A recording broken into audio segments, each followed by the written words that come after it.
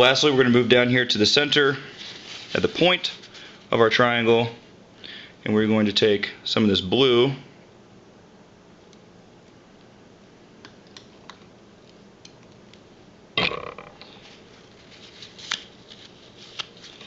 and also the remainder of this yellow. I might have to get some more out. I will. Oh, excellent. I've yet to clean the red paint off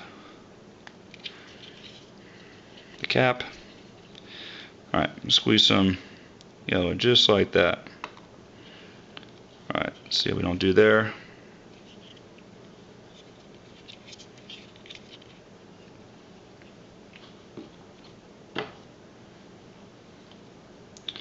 Alright, I'm going to mix these together. We should get a nice vibrant green. Okay, so I chose to just put green down here at the tip of the triangle because green tends to be my favorite hue, my favorite color. And what we'll do next is I'm going to show you how we're going to take this green and we're going to add tints to it to the left by adding white, shades to the right by adding black. Therefore, I put it down here at the center of the triangle so we have enough space on both sides to sort of do that to illustrate the scale. Okay, I'm going to go back up here to the top, squinting one eye, as green on the blue as it is green on the yellow. I feel okay about that, I think. Do a little bit more yellow.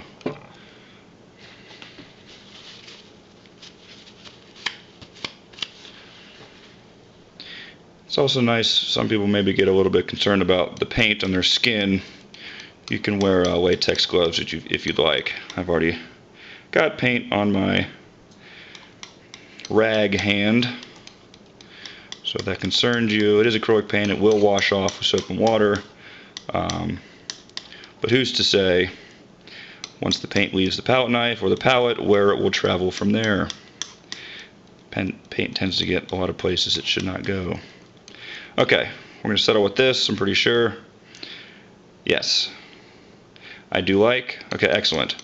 Alright, again, try to consolidate that into a nice little pile. Okay. Alright. So, set my palette knife right here. I'm going to add some white, a little pile of white to this side, like so. And before I carry on here with this, I just wanted to point out the different types of acrylic paint. We have a Liquitex paint here. This is their Basics brand. It's a little bit less expensive. I have just for my own, just kind of stock for doing things like this. There's also a Winsor Newton. They have theirs in a metal tube. I don't know if you can see the text there. Winsor Newton Galleria brand paint. And then there is also the same brand as the matte medium, which I'll integrate here in a couple minutes. Golden is a very nice brand. This is a step sort of above the Liquitex, their normal brand. The Liquitex Basics is a little bit below that. And there's some other acrylic paints out there that they offer at the local craft stores, paint stores. Okay, take some of this black here. And I tend to use a Mars black and a titanium white. Those are certainly fine paints for doing what we do in class. Okay, here we go. Alright, so I'm going to take a little bit of this green, set it aside here.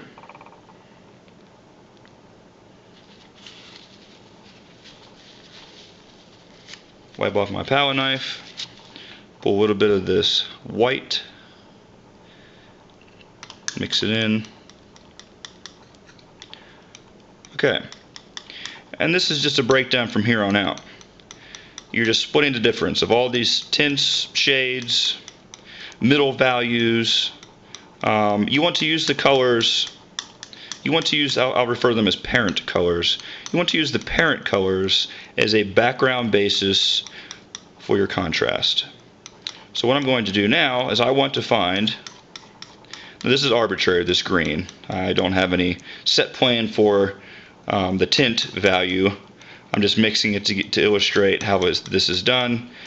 So I'm going to take this, squint one eye, when I want to find something that is a middle value in between the white, and then we'll use this as the dark green. What we're trying to do is split the difference and find, what this might be minty or jade, perhaps. Is this as contrasted against the white as it is against the green? Okay? I do like that. So from here what we can do is, if we would like to make further tints, meaning lighter shade or lighter values of this green, we will simply use this now as a parent color along with the white and find the happy medium in between that. Same can go for this mixture of green that we just did and the original mixture of green that we made here. Find the middle value. Okay? Same for blacks. Wipe the palette knife off. Shades work the same way. Take a little bit of this green over here. A little bit of black.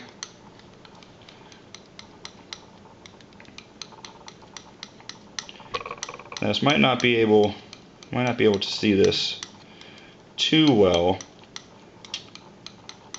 through the digital eye of the camera, but I should be able to see it pretty well here.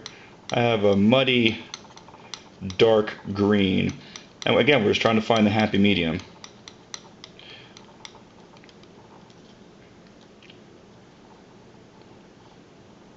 Okay, so I need much more green. I got a little heavy with the black right away. In some cases, what you might want to do here when this happens, I'm pretty confident that I can scoop up the rest of this green and integrate it into this pile. However, if you do not feel that that's possible, don't waste your time trying to add an abundance of green and more green to that little bit of black. You just scrape this away, start anew, and just don't make the same mistake twice by adding too much black first. I'm just going to go ahead and put that whole scoop in there just for the sake of this demonstration. There we go. Okay. And if need be, if I compensated too much, I can always just add a little tinge of black back to that. Hold that against there. I like this now. Again, it might be a little bit hard to tell with the digital eye, but to my eye here, this seems to fit the bill pretty good. See green there, see dark green there. Okay, so that is how we continue, and you can get as many iterations of tints, shades as you'd like. Okay, the tone for any particular hue is simply taking some black,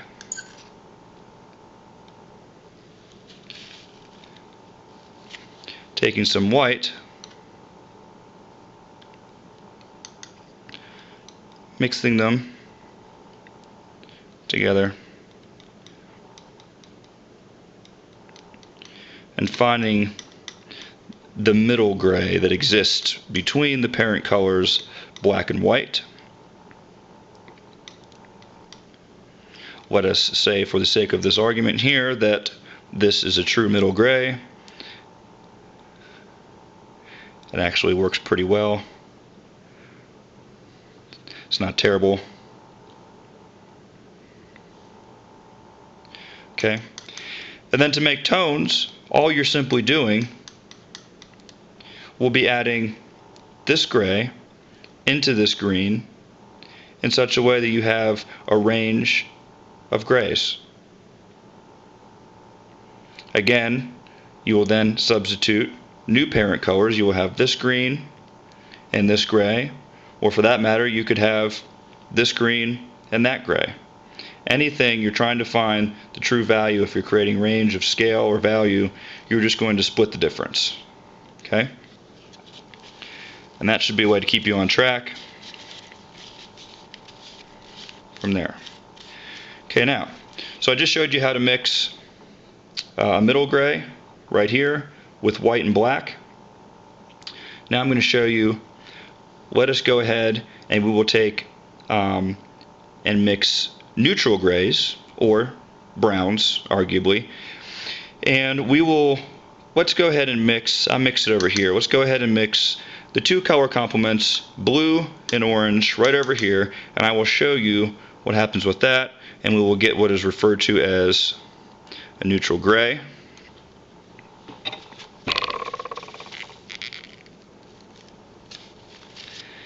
And this is a really wonderful way to promote color harmony within your designs, is by just allowing these parent colors to just stretch out continuously throughout the mixing process of the entire palette that you're using for your design. These neutral grays, although they look entirely different, they're composed of parent colors, which if the parent colors are used either in tints, tones, or shades of that color, or they're just used straight off the palette as mixed in the vibrancy of their, their palette mixture here, it's harmonious because they're going to be continually mixed throughout. And it's very hard to make an argument against that. So this kind of looks like a muddy, grayish, dark mossy green, and it has a tendency to look a little bit green because we had mixed in yellow with the red to get the orange, so this is pulling out some of that yellow. If we want the true middle gray, we just continue to split the difference. It's as simple as that.